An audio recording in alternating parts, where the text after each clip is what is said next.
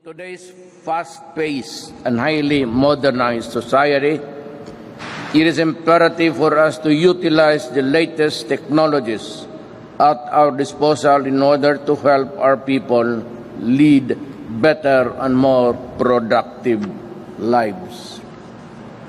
I therefore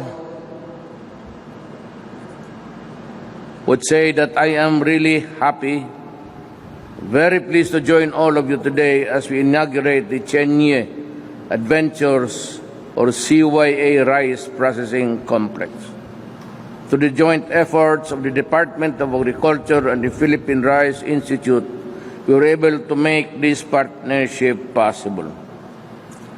This project is a testament of our commitment to find more ways to actively respond to the various problems and challenges confronting the agricultural industry.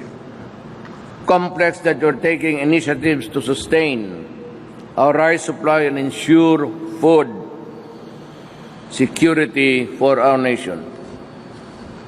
At the first large-scale sustainable rice processing facility in the Philippines, I am hopeful that CYA will be able to help us